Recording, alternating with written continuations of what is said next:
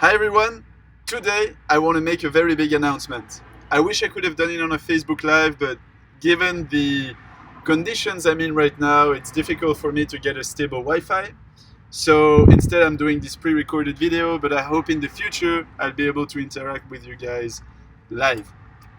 So the announcement I have to share is that today, October 4th, 2017, marks my 1 month anniversary of living in this van. I've made it, I'm very happy. I plan on continuing. It all started on August 25th when I finally decided to actually buy this van. I spent the whole week emptying it, gutting it, insulating it, adding a subfloor, adding vinyl flooring, a ceiling, the storage, and all the accessories that I would be needing to create some kind of functional atmosphere, which kind of still feels like it. But this is what I call my home now. On September 4th, exactly a month ago, I moved in and spent my first night in Capitola, California, which is near Santa Cruz. Just right now, I remember being very or somewhat terrified of my first night. I was scared I wasn't going to be able to sleep. I was going to be woken up. I was going to be, discovered and thrown out. And all of that is kind of a weird nightmare that I have now. And it's kind of old story as I love because the street has become my second nature. So much so that, I have my living room right here and I'm in this residential neighborhood. People are passing by and, if someone passes by and says hello, I'll say hello back.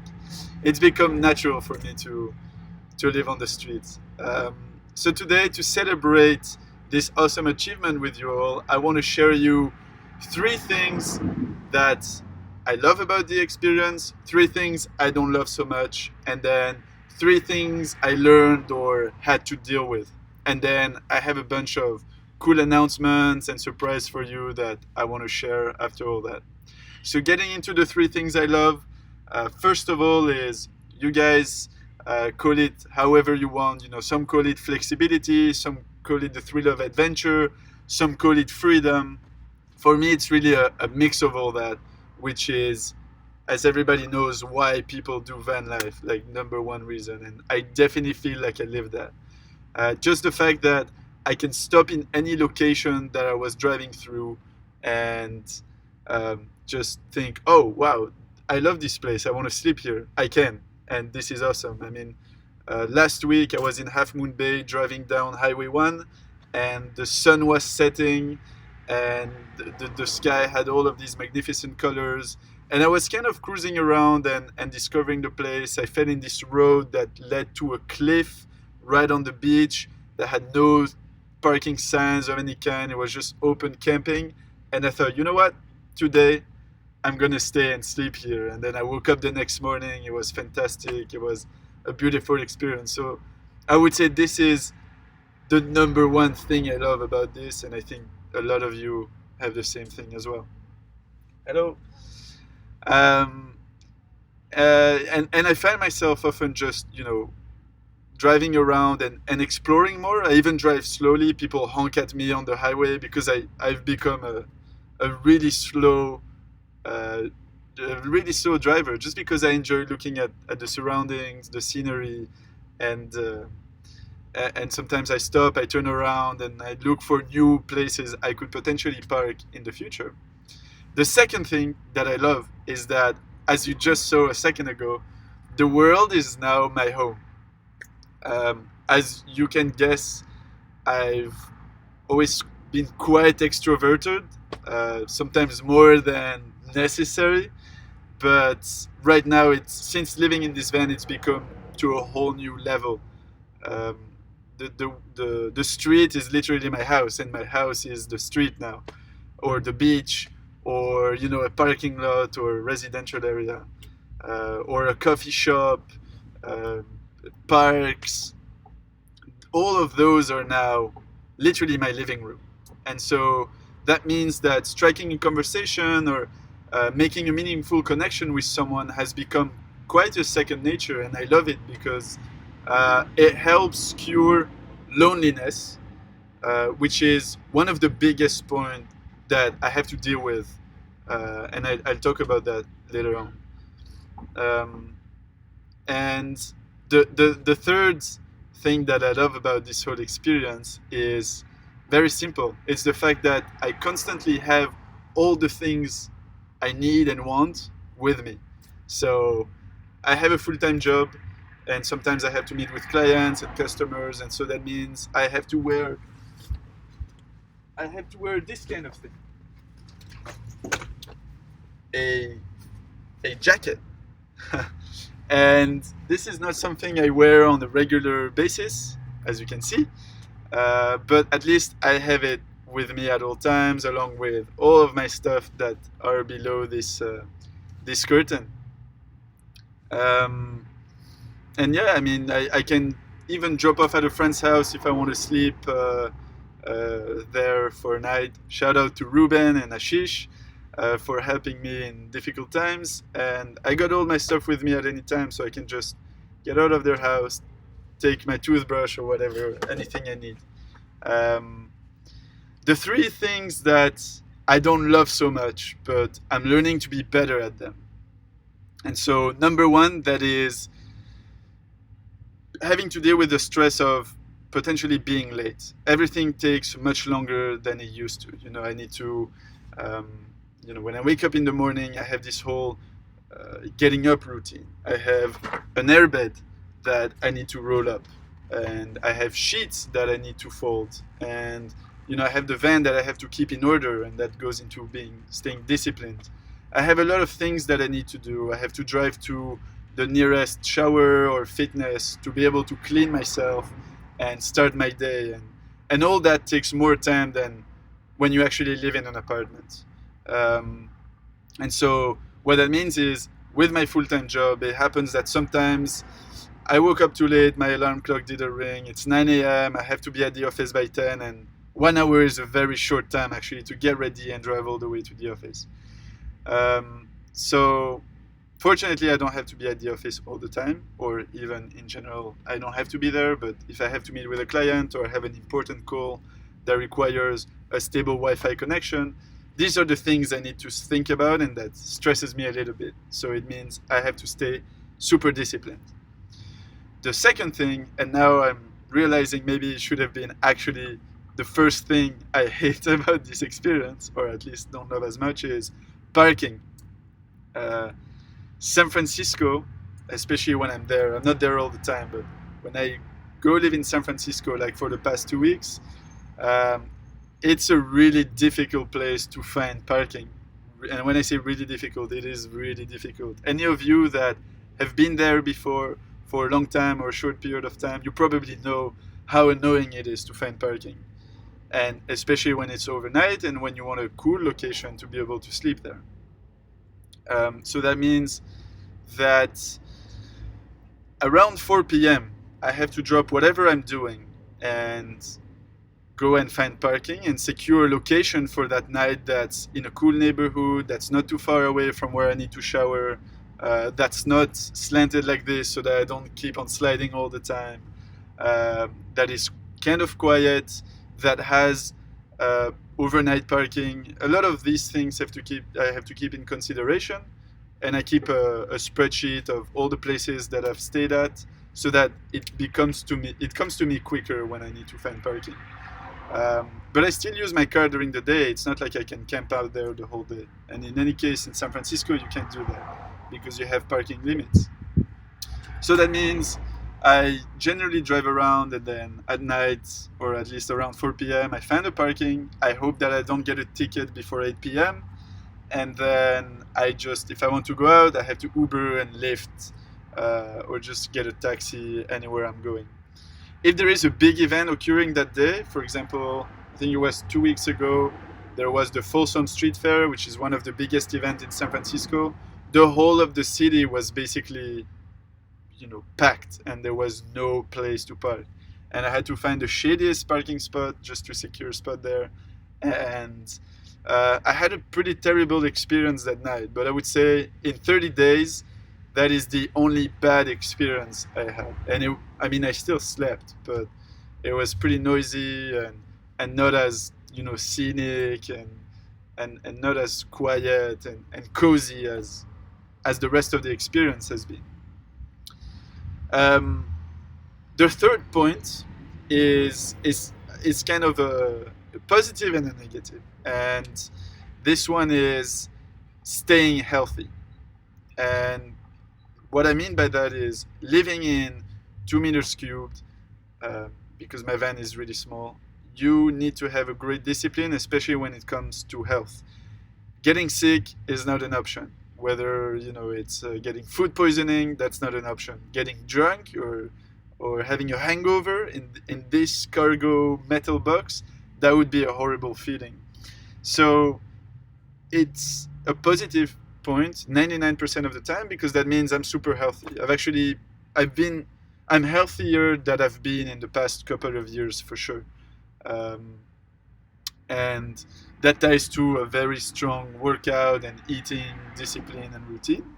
But it also means that sometimes when you want to have a good time with friends, you want to drink a little, you want to party, you want to forget all about your problems and rage really with all your friends. You can't really do that because waking up the next morning in this small environment that heats up when the sun wakes up, especially if you have a hangover or you're not feeling at your number one, it's really tough. Especially the fact that you now have a wake up routine that's longer than what you used to have. And that means if I wake up hungover and I want to roll up my mattress, like that's not an option. I'm gonna want to stay in bed the whole day, like everybody does in a normal apartment. But I can't do that because I need to move on and go about my day. So negative point is sometimes you want to have fun, but you need to always be conscious about what's happening the next day. But the flip side is I'm very healthy. So that is a great point to finish this love-hate relationship. Getting into the 3 things that I learned or had to deal with. Number one, and that's actually a question I get all the time. Every single question I get when I say that I live in a van is, how do you shower? Where do you go to the bathroom? And this is really something I had to deal with. It's not the hardest thing, but it's something I have to make a conscious effort. Number one is my office fortunately has a gym, so when I'm near the campus I can go there, but that's not enough, right? Especially when I'm in a city like San Francisco. I want to have access to showers that are not on the beach, like when I live in Santa Cruz. That's easy. I can just go outside, go to a public beach, take a shower there. It's a little cold, but it's fine. You get over it. But in cities like San Francisco, San Mateo, or anywhere else, I need access to showers whenever I can. And thank you so much to whoever invented that concept. There is a chain of fitness gyms that is called 24-Hour Fitness. This is not a product placement at all. It's literally the only thing I've seen that's quite like it. It's literally 600 locations across, I don't know if California or North California, where I can just go take a shower 24 hours a day, 7 days a week. And that's really helped me out because there is a few around where I usually park, so I can just go and take a shower. It adds on to the morning routine. I can't just go roll out of bed and go take a shower. I have to start my GPS, start driving, park there, find parking there, and take a shower. But it's actually, if you live in the Bay Area, it's a great option, and it wasn't even too expensive. The second thing that I had to deal with, and I think that's something that people don't usually talk about, but it's one of the most important things, it's loneliness that I mentioned at the beginning of this video. I'll go a little bit into it, but I don't want to go into too much detail because there is a lot to say about how to deal with loneliness, especially when you live in a van. So I'm thinking maybe I can do a separate video or write a guide about it. But yeah, it's something I have to deal with on an everyday basis because in the past 25 years I've been alive, I've always lived either with family or roommates. And this is actually the first year that I live on my own. And You know, mental health is one of the most important thing, especially in this kind of experience. And mental health is tied to food, it's tied to well-being, and it's tied to people as well. Whatever you think, if you say you hate people, people are an extremely important part of your mental health. And that means when you get lonely, or when you're alone, it can get lonely. And the way I usually deal with that is um, talking to people on the street, at the coffee shops. I just talk to everyone, just have a conversation. Even if it's not meaningful, I know that it's going to help my mental health because I'm connecting or interacting with another human being. It's a purely chemical process. I call my friends a lot. I call my family a lot. Every time I'm on the road, I try to call at least one or two people, even people that I don't know that well, or that I haven't talked to in a while. I make a point of calling them or leaving them voice notes because I have very bad coverage in some of the areas, so I can't have a proper phone call. So what I do, I just make a voice note and send it using WhatsApp or Facebook or these kind of things. And then another thing I do to kind of deal with loneliness is listen to a ton of podcasts. So when you have no one to talk to, I just make a computer talk to me or my phone. So I use this application. Um, if you're interested, it's called Overcast. It's completely free, actually. It has some great podcasts about all the topics you can think about. Again, this is not a product placement at all. It's literally what I use every day. And I listen to, like, NPR, TED, all these kind of cool documentaries and podcasts, and it helps me stay sane. Um, Sometimes and when all this fails, I just sing. Singing is actually, or I just talk out loud, and I talk to myself, or I record a video talking to all my virtual friends, and that really helps actually. And so that's why this group that we've created all together, it helps a lot when you're on the road, knowing that there are other people like you that want to connect. So talking to you is extremely soothing and great for mental health. So I hope you use that a lot and use that group to help you dealing with loneliness. The last thing about one of the three things that I had to learn and deal with is discipline. One of my good friends, Mitchell Weyerman, who runs the Digital Noble Group, once told me that discipline is freedom, and I cannot agree more. It can be in work, and it can also be in lifestyle, like living in a van. It's staying disciplined, goes into everything that I have to do. It goes into staying order, keeping the van clean and in order every single day into my routine that's constant.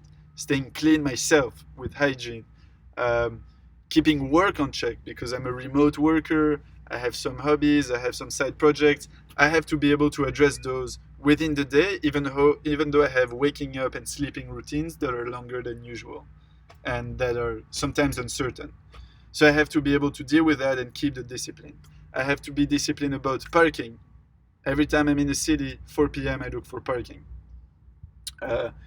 Waking up routine, sleeping routine, or even getting all of my electronics charged up. Whenever I'm in a public establishment, I make sure that all my electronic devices are charged up, that I've done the things that I needed to do in the bathroom, number one. Number two, washing my hands. All of those need to be done, or at least thought about, before I leave a public establishment. And so this comes into creating a discipline that you live with and that you have to abide to, and it becomes easier and easier to stick to it, and it actually makes your life 10 times better. For example, now I actually fell behind. I hadn't slept in the van for the last 3 nights, so I'm kind of cheating on the 30 days time frame, but I'll catch them back up. But what I mean by that is I kind of left everything hanging around, and it wasn't really clean, and my mind wasn't even feeling good about it. Something was bothering me. And now that it's all cleaned and it's all ordered again, I can start sipping in it again. I'm much happier. I feel much more free because it's done. So I try to keep this video as short as possible. There is a lot of things we can talk about, and probably I'll do a few more of those. I just wanted to thank everyone um, for making this group so awesome, and being a great companion on the road to me and to everyone else, and to helping everyone so much. It's beautiful to see people that have nothing, that have no knowledge about this, about living in a van, and just ask questions that sometimes are repetitive, but who cares? People are super welcoming. Don't hesitate to send links and tools and ideas, and yeah, keep posting about your adventures, keep posting about your pictures, and how you built your van, and how you deal with those different topics on the road. This is super helpful because I really believe that this is not just like a fad.